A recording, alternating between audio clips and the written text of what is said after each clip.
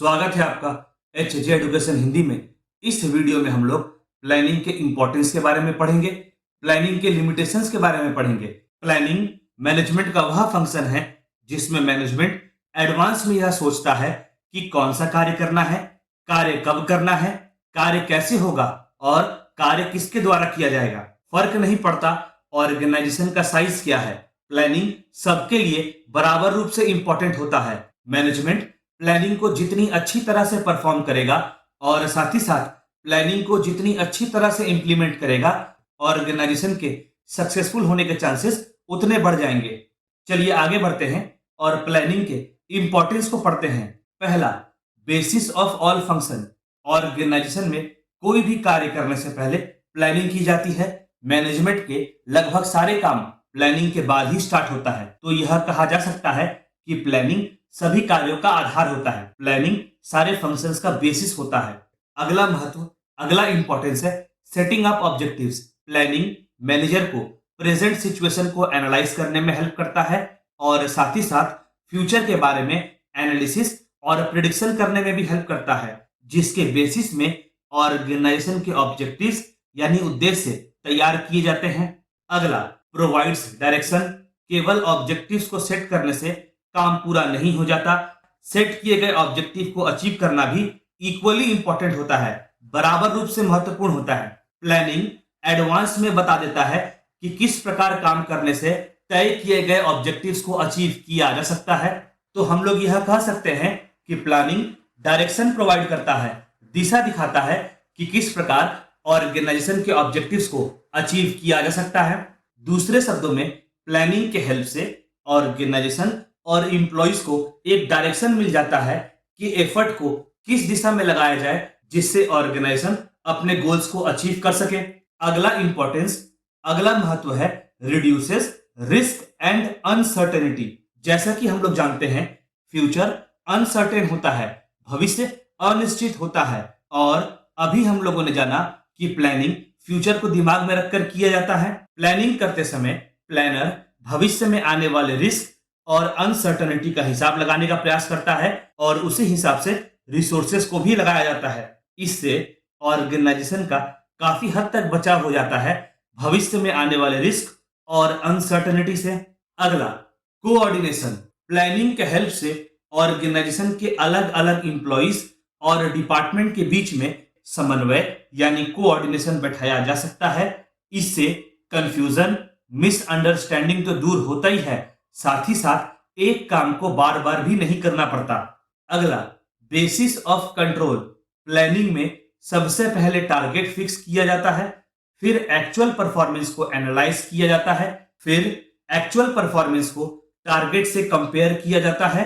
अगर actual performance target के हिसाब से कंप्लीट हुआ है तब तो ठीक है, वहीं दूसरी ओर यदि एक्चुअल परफॉर्मेंस और टारगेट में अंतर दिखाई देता है, अगर एक्चुअल परफॉर्मेंस टारगेट के हिसाब से पूरा नहीं हुआ है तो प्रयास किया जाता है कि कमियों को दूर किया जाए। फिर ऑर्गेनाइजेशन में उन कमियों को ढूंढा जाता है और कमियों को सुधार करने का प्रयास किया जाता है।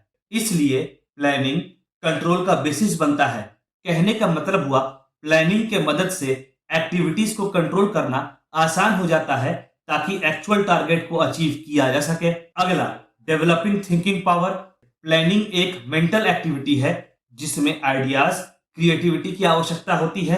प्लानिंग करते समय प्लानर को हमेशा अलग और यूनिक सोच के साथ आगे आना होता है, अलग और यूनिक सोच के साथ आगे बढ़ना होता है, जिसकी वजह से प्लानर को हमेशा नए और यूनिक आइडिया के बारे में सोचना होता है, जिससे प्लानर का थिंकिंग पावर इंक्रीज होता है। अगला, रिडक्शन इन कॉस्ट। ऑर्गेनाइजेशन का रिसोर्स जब प्रॉपरली यूटिलाइज होगा और रिसोर्स का वेस्टेज भी नहीं होगा तो ऑर्गेनाइजेशन का कॉस्ट में भी कमी आएगी, ऑर्गेनाइजेशन के कॉस्ट में भी कमी देखने को मिलेगी। अगला, एफिशिएंसी।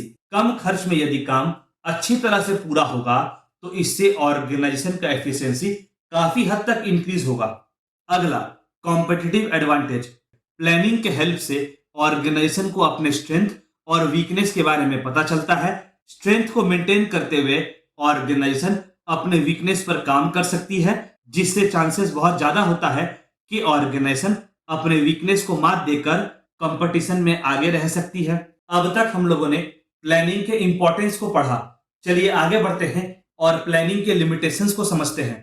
पहला, difficulty in making changes. Plan एक बार जब बन जाता है तो ऑर्गेनाइजेशन उस पर काम करना स्टार्ट कर देती है और प्लान में किसी भी प्रकार के चेंजेस को लाना काफी कठिन हो जाता है। अगला, टाइम कंज्यूमिंग। प्लानिंग करने में काफी समय लगता है।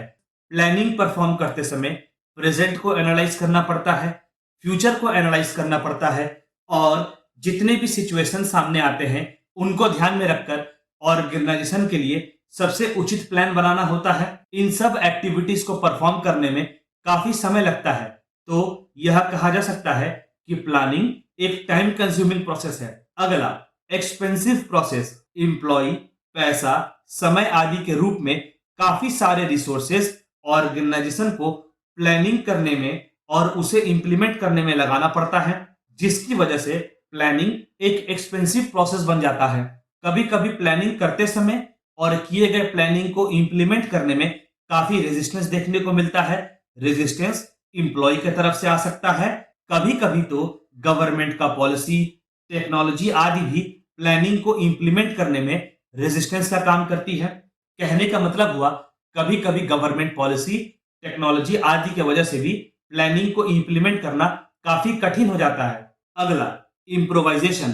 प्लानिंग करते समय कौन कौन सा काम करना है वह पहले से फिक्स कर दिया जाता है और इम्प्रोवाइजेशन करने का स्कोप काफी कम जाता है। अगला, स्किल।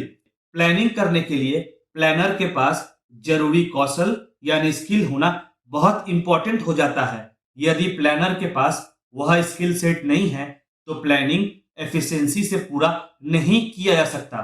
अगला, अनयूजुअल सिचुएशन। जब ऑर्गेनाइजेशन के सामने कोई असामान्य परिस्थिति आती है, अनयूजुअल सिचुएशन आती है, तो ऑर्गेनाइजेशन को सिचुएशन के हिसाब से एक्ट करना होता है, ऑर्गेनाइजेशन को सिचुएशन के हिसाब से काम करना होता है। उस समय प्लानिंग कुछ खास काम में नहीं आता।